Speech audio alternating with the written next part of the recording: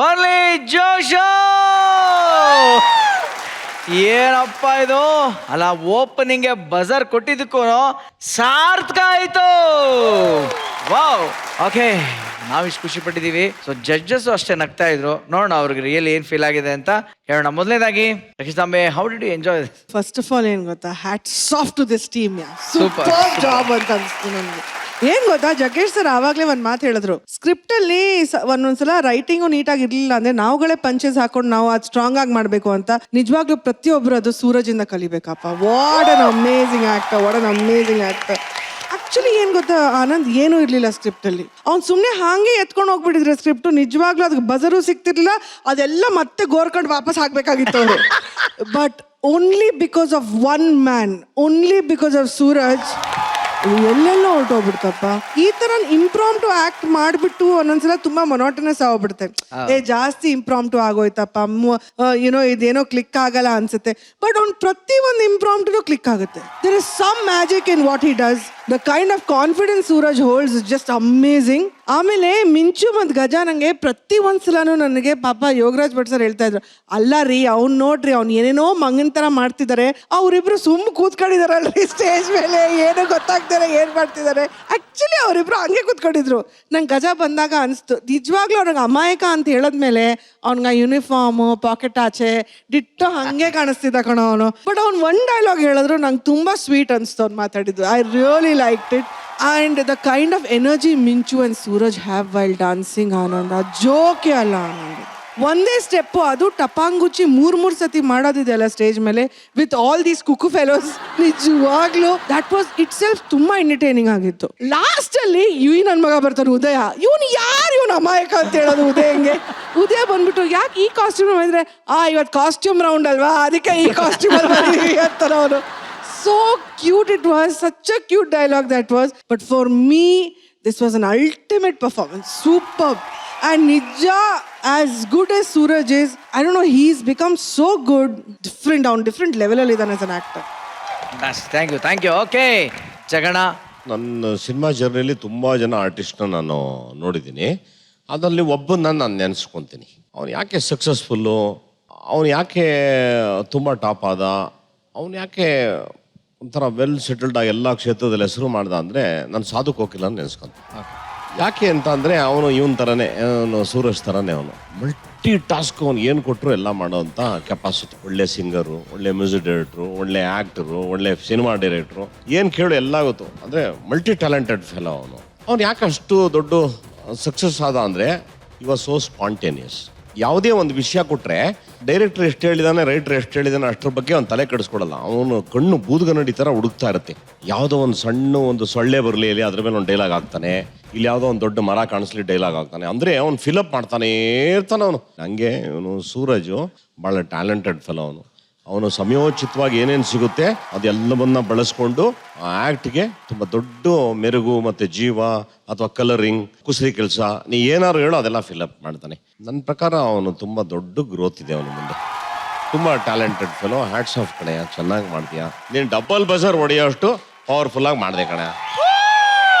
ಅವನಿಗೆ ಸಾಥ್ ಕೊಟ್ಟಂತ ಆಕೆ ಹ್ಯಾಟ್ಸ್ ಆಫ್ ಅಮ್ಮ. ನಿನ್ನ ಸ್ಟಾಮಿನಕ್ಕೆ ನಿನಗೆ ಹೇಳಕ್ ಅಸಾಧ್ಯವಾದ್ದು ಯಾವ ಮಾತು ಹೇಳಿದ್ರು ಕಮ್ಮಿನೇ ಅದು. ಇವನು ಅಮಾಯಕ ಮಗನ ಥರ ಚಡ್ಡಿ ಗಿಡ್ಡಿ ಹಾಕ್ಕೊಂಡು ಬಂದ. ಇವನ ಬಗ್ಗೆ ನನಗೆ ಅನ್ಸೋದೇನು ಅಂತ ಅಂದರೆ, ನಾನು ತುಂಬ ಸೂಕ್ಷ್ಮವಾಗಿ ನಾನು ಗಮನಿಸ್ತೀನಲ್ಲ, ಅದು ಅವನ್ನ ನೋಡಿದ್ರೆ ಅವನು ಭಾಳ ಮರ್ಯಾದಸ್ತ ಕಣೆ. ಅವನಾಯ್ತು, ಅವ್ನು ಬದುಕಾಯ್ತು ಅಂತ ಭಾಳ ಡಿಸಿಪ್ಲಿನ್ ಆಗಿರ್ತಾನೆ. ನಾನು ಒಂದೇ ಒಂದು ಹೇಳಕ್ಕೆ ಟ್ರೈ ಮಾಡ್ತೀನಿ, ಈ ಡಿಸಿಪ್ಲಿನ ಒಂಚೂರು ಬ್ರೇಕ್ ಮಾಡಿ, change yourself. You become rough ಆಗಿರಬೇಕು. ನೀನೇನಾದರೂ ತುಂಬ ಸಾಧು ಆದೆ ನಿನ್ನನ್ನು ಫುಲ್ಲು ಮನಗಿಸ್ಬಿಡ್ತಾರೆ ಎಲ್ಲರೂ. ಭಾಳ ಎಚ್ಚರಿಕೆ ಇದ್ದಾರೆ, ಇದು ನನ್ನ ಅನುಭವ. ಚೆನ್ನಾಗಿ ಮಾಡಿದೆ ಇವತ್ತು, ಸಾತ್ವಿಕನಾಗಿ ಚೆನ್ನಾಗಿ ಮಾಡಿದೆ. ಆಮೇಲೆ ಇವನು ಸಣ್ಣ ಪಾತ್ರ ಮಾಡ್ದ, ಅಲ್ಲೆಲ್ಲೋ ಹುಡ್ಕೊಂಬಂದು ಅವಳು ತಲೆ ಮೇಲೆ ಪ್ರಾಣ ಬಿಡುವಂಥದ್ದು ಮಾಡ್ದ. ಬಹುತೇಕ ದೊಡ್ಡ ದೊಡ್ಡ ಪಾತ್ರ ಮಾಡೇ ಗಿಟ್ಟಿಸ್ಬೇಕು ಅಂತ ಏನಿಲ್ಲ, ಸಣ್ಣದ್ರಲ್ಲೂ ಕೂಡ ನಾನು ಏನು ಬೇಕಾದ್ರೂ ಮಾಡಬಲ್ಲೆ ಅಂತ ಪಾಪ ಅವನು ಉದಯ್ ಚೆನ್ನಾಗಿ ಮಾಡ್ದ.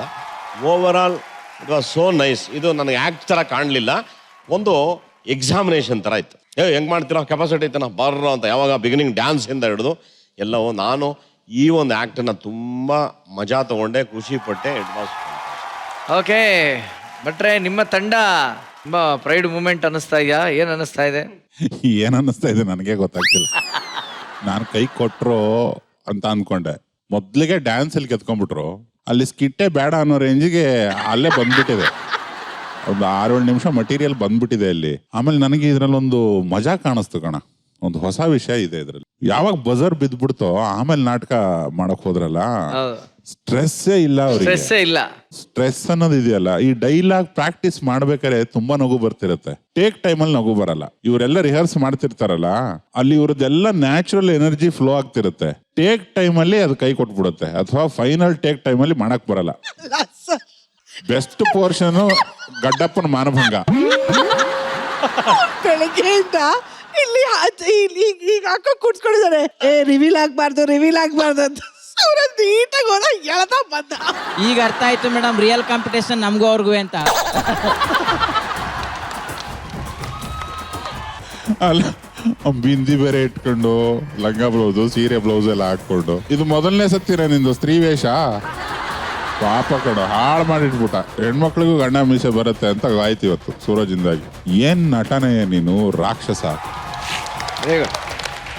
ಚಿಕ್ಕ ಏಜಿಗೆ ಅದು ಇಷ್ಟು ತೂಕನ ಸೈಡಿಗೆ ಹಾಕ್ಬಿಟ್ಟು, ಈ ನಮ್ಮ ಸೌತ್ ಇಂಡಿಯನ್ ಸ್ಟಾರ್ ಒಬ್ರು ಇದಾರಲ್ಲ, ಜೂನಿಯರ್ NTR, ಅವ್ರು ಹೆಂಗಾಗಿದ್ದಾರೆ, ಮೊನ್ನೆ ಒಂದು ಪ್ರೋಮೋದಲ್ಲಿ ನೋಡ್ತಾ ಇದ್ದೆ. ಅವರು ಇದೇ ತರ ದಪ್ಪ ಇದ್ರು. ಡ್ಯಾನ್ಸ್ ಮಾಡೋದು ನೋಡಿದಾಗೂ ಅವ್ರು ನೆನಪಾಗುತ್ತೆ. ಆ ಮೈ ಹೊತ್ಕೊಂಡು ಅಸಾಧ್ಯ ಅದು ಹಂಗೆ ಡ್ಯಾನ್ಸ್ ಮಾಡೋದು. ಮಿಂಚೂರು ಅಷ್ಟೇನೆ.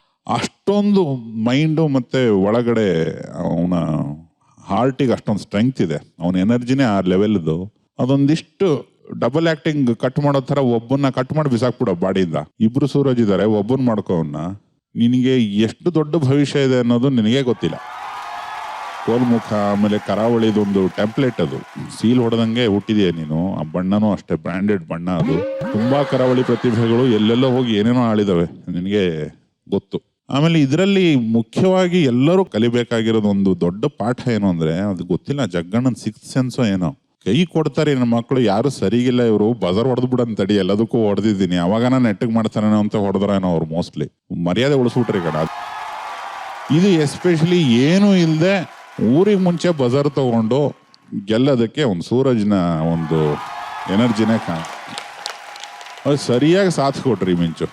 ಇಂಪ್ರಾಂಪ್ಟು ಅಂದ್ರೆ ಅದು ಸರಿಯಾಗಿ ತಾಗಬೇಕು, ಇಲ್ಲ ಅಂದ್ರೆ ಗಲೀಜಾಗಿ ಕಾಣಿಸ್ಬಿಡುತ್ತೆ, ಮಿಸ್ಫೈರ್ ಆಗುತ್ತೆ, ಭಾರಿ ಹಿಂಸೆ ಅನ್ಸುತ್ತೆ ಆಮೇಲೆ. ಅದು ಮಿಕ್ಕಿದವ್ರದ್ದು ಎಲ್ಲರದು ಚಿಕ್ಕ ಚಿಕ್ಕ ಪಾತ್ರ ಅಂತಲೇ ಹೇಳ್ಬಹುದು. ಒನ್ ಮ್ಯಾನ್ ಶೋ ತರ ಹೊಡೆದ.